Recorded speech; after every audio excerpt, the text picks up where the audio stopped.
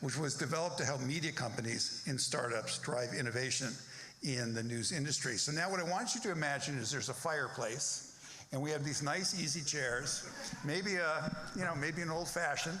A couple of questions to ask here. So just, really just to start off, a basic question, which are oftentimes the hardest question. Why is economic inequality such a pressing issue for our society and our economy? That's a great question, and wow, those students were amazing, weren't they? It was great. Unbelievable. Give a round of applause. That was an incredible debate.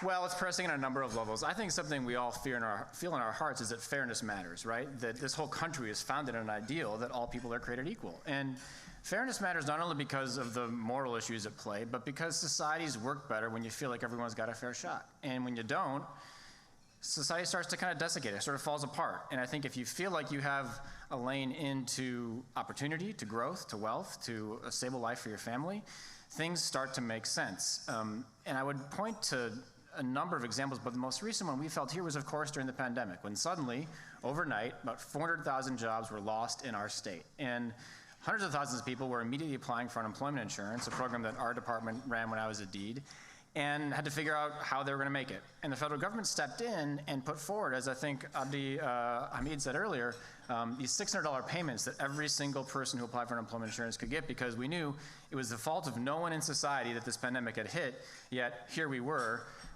facing an unprecedented challenge. The governor also moved to put an executive order in place to make sure employers weren't hurt by that as well. That program really saved our economy, not only from the sense of giving people a sense of fairness, but it put money into the pockets of people to spend, to keep things afloat while we figured out what we were going to do with vaccines and the like. So again and again, I think governments step in to try to make things fair when we need to and get out of the way when we don't. But I think it's both a moral and an economic issue. If you feel like you've got a shot, you contribute more, you build greater things, and you can take more advantage of the talent that's in our economy. So building on that, I mean, you were head of deed, you had the pandemic, you had the recession, as you're saying, and you had the civil unrest following the murder of George Floyd. Yeah. And one of the things that struck me during the pandemic, I mean, you can read about economic inequality, you kind of see it, but it made the reality of it really stark. And the cumulative vulnerabilities of so many people, particularly those living on a low and unstable income. Yeah. So what did you learn from your purchase deed about what you feel needs to be done to help people that have low and unstable incomes? Because they do work. They share resources, live in multi-generational, they're doing many things in our society, but it's tough. Yeah, it is tough. I think you have to appeal to people's collective sense of fairness, again, that kind of foundational ideal of our economy and of our country. But at our agency, one of the things we started immediately when we came into DEEB was we said, what is our mission actually? What are we here to do as a body in government that's supposed to focus on strengthening our economy? And we came up with a mission statement that is super simple, but that really guided almost everything we did from there. And it was simply, we are here to empower the growth of the Minnesota economy for everyone. And those last two words, for everyone, are obviously the most important two words in that mission statement. And we can all kind of nod our heads and say, of course, we want to empower the growth of the Minnesota economy for everyone. But when you start to actually play that out and apply it to different programs or different settings, it gets tricky pretty quickly. And I'll give you an example. You mentioned the civil unrest after George Floyd's murder and the neighborhoods that were decimated by that unrest. And soon following that, we gathered the legislature to figure out how are we going to rebuild those neighborhoods. And we were negotiating over how do we get payments to those corridors to make sure we can rebuild the businesses that were damaged. And it should have been a simple conversation. It should have been as simple as, boy, a tornado hit Roseau, so we're all going to put state tax dollars in to help Roseau recover. But it wasn't that simple. And the negotiations we ended up having had a lot to do with, if you put money over here, you're taking it from over here. You're moving someone's cheese, and so it's not fair. But that completely misses the point that in fact, Minneapolis, for example, as an economic engine of the state, contributes about $4 in taxes to every $1 it takes in, so strengthening Minneapolis strengthens Minnesota. But also because those neighborhoods were primarily in underrepresented communities, there was a fairness issue around inequality as well.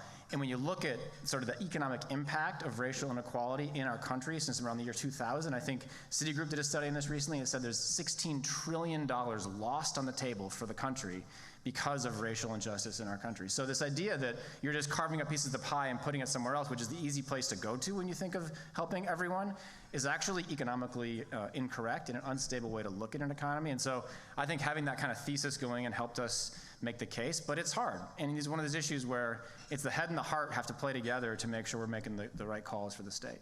So now so you're in the tech industry for a long time. Yeah. And you'll be shocked to know economists sometimes disagree.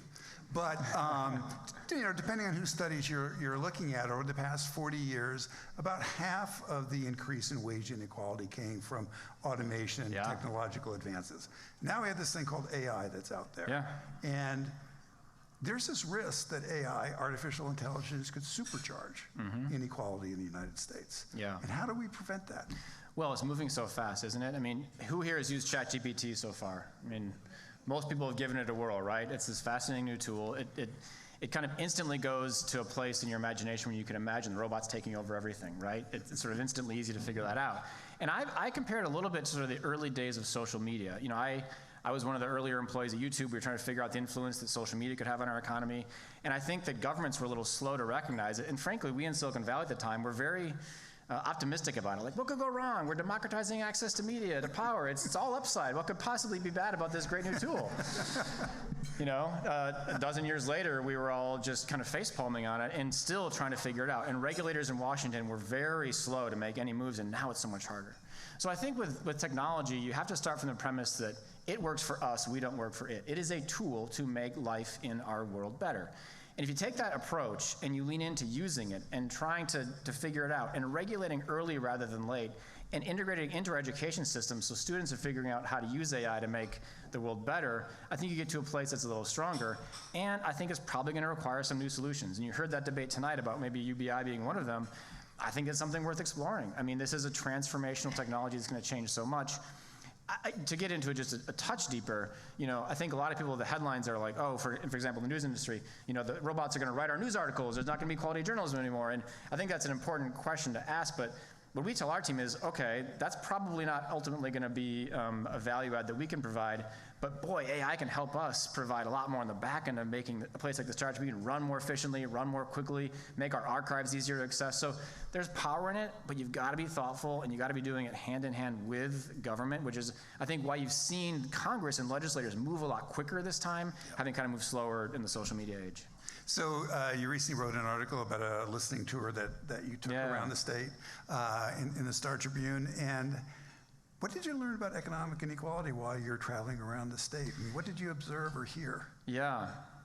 Well, I'll tell you one thing that fuels inequality is asymmetric access to information. And you look at Minnesota, a place that has seen 70% decline in the number of journalists that work outside the Twin Cities area in the last 10 years, and a 25% decline in newspapers across the state. We are living in a time where journalism is facing a huge crisis. And when you don't have access to information that you trust, you make different decisions. You know, during the pandemic, we traveled the state a lot. We talked to rural communities. We tried to get information out there about vaccines, how to access them, what the latest regulations were, how we were navigating this, just being super open that, hey guys, we're writing this playbook as we go, help us. And I heard time and again people tell me outside of the Twin Cities, well, I didn't even know this was happening. How can I get access to the information? And I'd say, this is before I was in the Star Tribune, I'd say, well, did you read the Star Tribune? Like, we don't read the Star Tribune. We don't trust the Star Tribune. We don't. And I said, well, did you read our government website, which is even harder to get people to.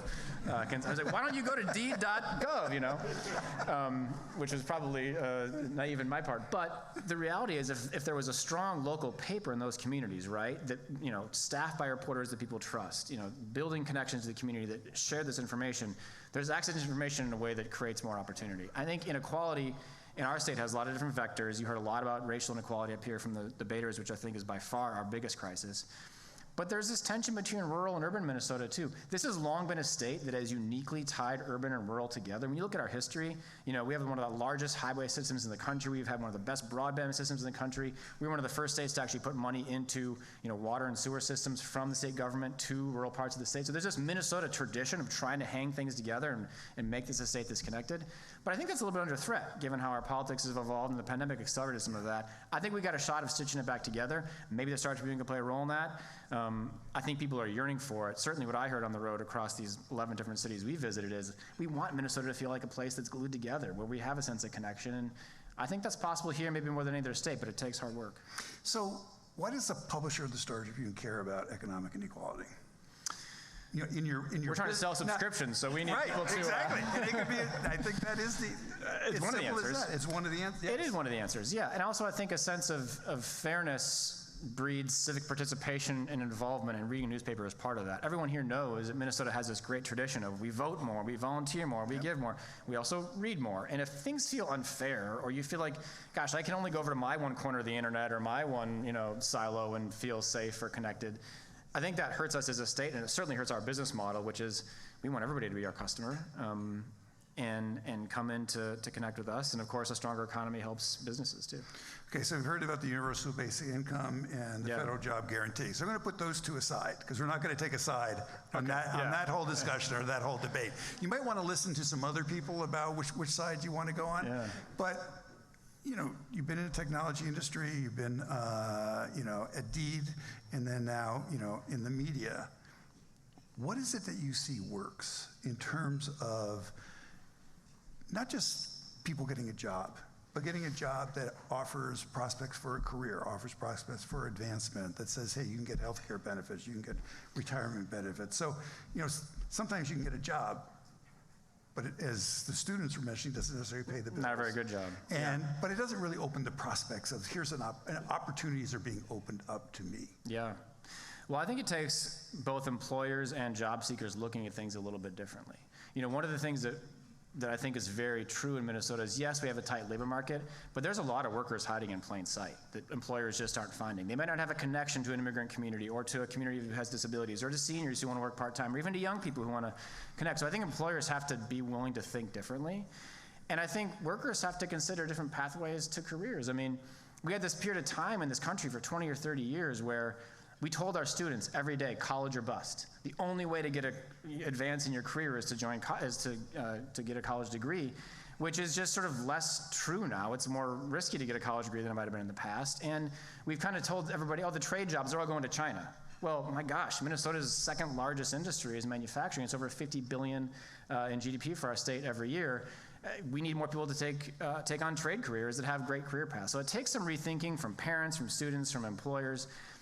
And it takes movements and efforts and social capital to change our system for the better. And one example that I just love, and I know we're going to honor our Attorney General here in a moment, Keith Ellison. He, myself, and others were really privileged to get to work with a bunch of young people a couple of years ago to reimagine one really critical piece of Minnesota's social safety net, which is our unemployment insurance program that until 2 years ago prohibited high school students from getting those benefits. There's this 1939 law in the books. It said that high school students didn't deserve those payments, even though their employees were paying in on their behalf. It was sort of an old school notion of like, they're just going to spend it on soda pops and records and roller skates or something. But as some of our students said tonight, many of these students are working to support their families. And when the pandemic hit and suddenly those students weren't getting unemployment checks because of that old law, their families suffered, right? And where everybody else was getting these $600 top-offs, they weren't. Long story short, this group of students came together, they built a movement, they convinced legislators at a time when there was massive debate over whether unemployment insurance should even work, that in Minnesota we should expand it, and they didn't just, to high school students, and they didn't just convince Democrats, but Republicans as well. I think when people come together and they make a case and form strong coalitions, you can make real change in society and strengthen our social safety net. That to me is really inspiring. And so, continuing this thread, this theme of the social safety net, the other change in our economy, it always seems that the safety net assumes that you're working in one job and for a long period of time, right? Yeah. And maybe you lose your job, you get furloughed, and you come back. But you think about all the contract labor that's out there, all the gig work that's out there. So many people are doing alternative jobs. Now, in this downturn was the first time really that unemployment benefits were extended. So what did you learn about that? Because it seems to me the economy, the labor market is not what it was. And it's not what it was in the 1930s. No, it's not. This is a great point. Like an Uber driver is not eligible for unemployment insurance, but the pandemic hits, nobody's going anywhere. How are they going to provide for their families? So thankfully the government stepped in and put these temporary programs in place for that year period long where we could pay contractors, we could top off some dollars, we could extend the length of benefits in ways that made sense for today's economy. Unfortunately, we've now just slid back to the system again that was sort of built for another era. We've got to re-examine these programs, not to just expand them willy-nilly, but to say what makes sense if you were starting it today and make the necessary changes to get there. I think it's important. We made that one change in Minnesota with high school students, which made a ton of sense. I think there's some real questions around what works and what doesn't. I will say that the $600 top-off, which got a lot of debate during the pandemic of does this work? Is it putting people on the couch? Is it getting them, pushing them away from finding jobs? We scoured at our department every study we could find. Like, is there anything that's showing that this is having a perverse incentive? And couldn't find any economist in the country, conservative or liberal, who could say that actually it was having an unintended effect. So I think in moments of crisis, you move in. Having some automatic clicks where these programs come in and play based on things like how high the unemployment rate is or where we're at in the economy are helpful, so the legislators don't have to pass it every time, but it just is an automatic thing. Legislators don't like to do that because it cedes power, but it just kind of makes good sense. So it deserves a rethink.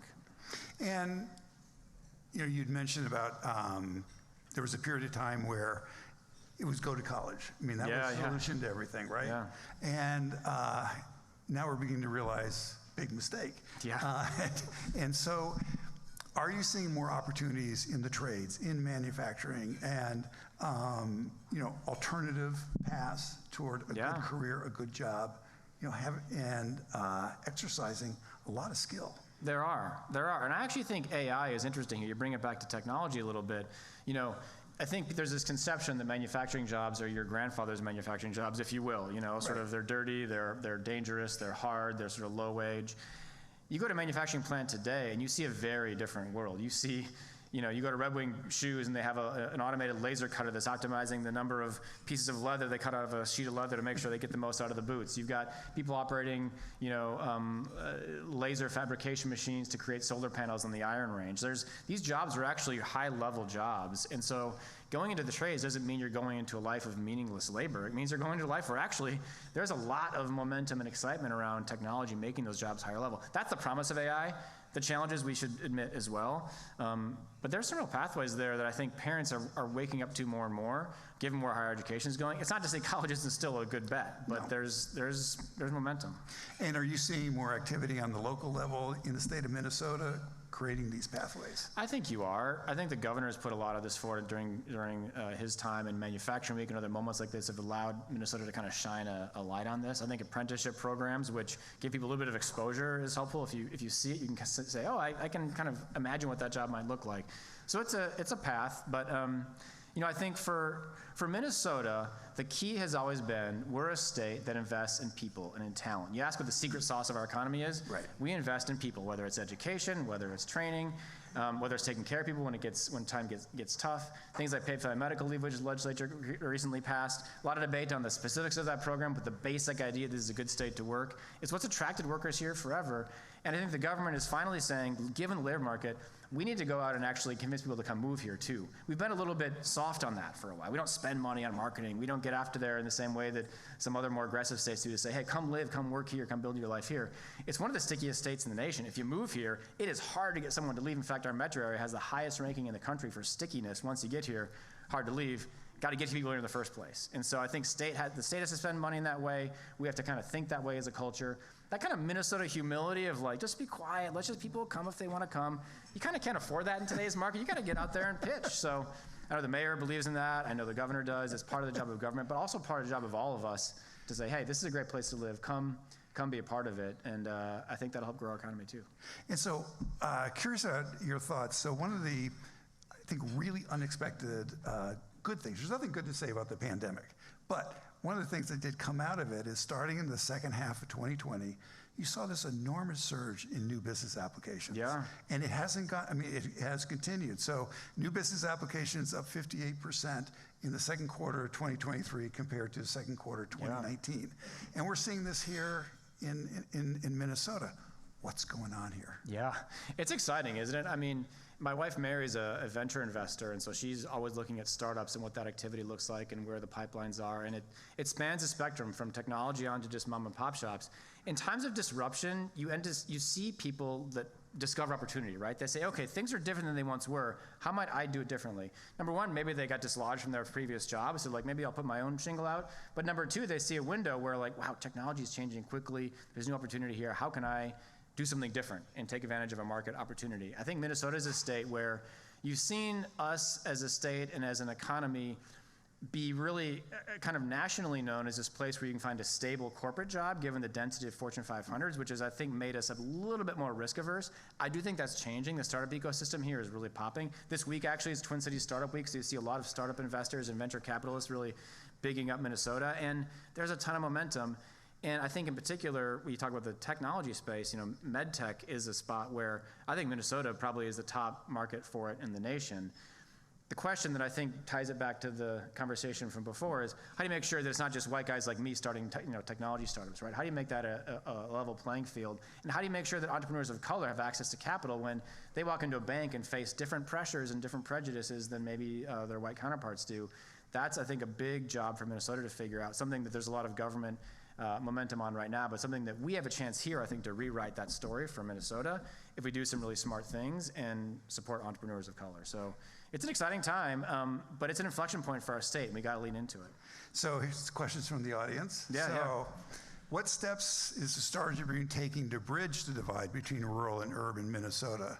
What advice do you have for high school students? So we'll just say first, the divide between rural and urban Minnesota. Then we'll go to the second question. We mentioned before kind of that decline of newspapers, outside of the Twin Cities. It is a real crisis. I don't know if the Star Tribune can sort of replace that in the same sense of we'll cover every volleyball game and city council meeting of a small town.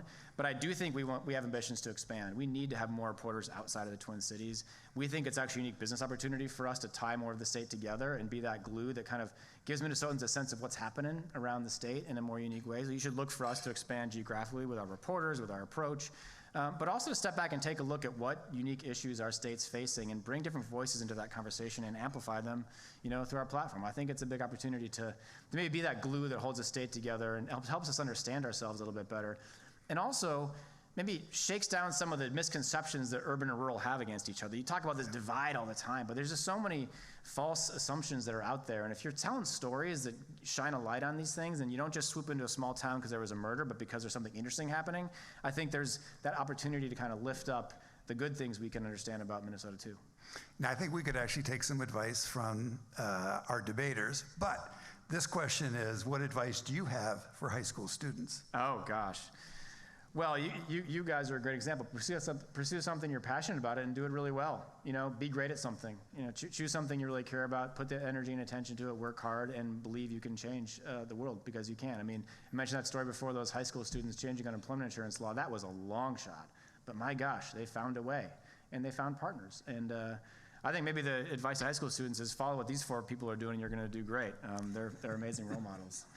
And do you believe the recent wave of labor action will result in tangible or structural changes that address economic inequality? So thinking about the UAW strike, you have the writers' strike. I think this is a moment where our country is really grappling what organized labor means in our economy today and what it should look like, whether it's companies that wouldn't traditionally have unions figuring out if that makes sense or not, whether it's these strikes fighting for different benefits. I think a lot of that, at the center of it, is what is technology and AI going to mean for our future? And it's moving really fast, and that's why I think getting ahead of it with government action that makes sense and is thoughtful and that experiments in the same way that we experiment with technology and with business makes a lot of sense to me, and why some of these pilot programs that the team surfaced earlier make a ton of sense. Let's see if it works someplace and move forward. So I do think change is coming. I think it's a moment of reckoning. The pandemic gave the whole country a chance to step back and say, what's a good job? What's a great job in our economy? What makes sense? And it's an unprecedented moment of worker power because of that. And frankly, it was long overdue. So I think it's a good debate for us to have, and it was a good forcing function in our national conversation. So I like this one because it involves a magic wand. Oh, magic wands are always good. So if you had a magic wand giving you any resource and unlimited funds, see, this is why I like this. What 2 changes would you make to create economic equality and opportunity for Minnesota? Oh, gosh. Okay. Well, number 1, give everyone a home with a stable place to live and a place to be. That's sort of foundational. And I guess, again, if it's a magic wand, I'd say give everybody a job. It's the best social service program there is. If the magic wand could make that possible, and I think some of the ideas put forward earlier were there, but a home and a job is the start of it all, I think. And what should we expect from the Star Tribune over the next 3 years? Great question. We're figuring that out ourselves, as my team will share with you. I think you'll expect to see us moving a lot more assertively to create a better organization for the state. I mean, I think everyone who follows any of the news around media and the headwinds that are out there knows that we face some very real challenges. We as a newspaper have been a newspaper for a very long time. We deliver newspapers to your front door. That print model has been how the Star Tribune has existed for 156 years in Minnesota. And that's going away, not tomorrow, but it is fading. I bet you most of our high school students who have read before probably don't hardly ever pick up a newspaper unless it's, I don't know, part of a debate assignment or something. They read it online. So, I think we are going to transition to a digital model. We're going to do it thoughtfully. We're going to go where our customers are, but we're going to be aggressive. I think most people in the industry have been in a state of managed decline for some time, just given the way that media is. And that's not what growth looks like. That's not what Minnesota deserves. So you're going to see us expand, in terms of the issues we cover, the scope that we focus on, and you're going to see us listen as well. I think that community tour that we did earlier this year was just the start of us saying, we're not going to figure this out on our own in a room with whiteboards at the Star Tribune. We need to be out in the community listening to people. If your media organization feels like an ivory tower that's just sort of dispatching information to you, you're probably going to trust it less. So we need to be engaged truth tellers in our community, not members of an ivory tower, and I think that will get us in a place where we feel more like your neighbors that are helping you live a better life here than maybe the big media who's out to sort of spin or shake things up. And there's a couple of very good questions, this one, but I'm just going to pluck out one. What inspired you? What inspires me?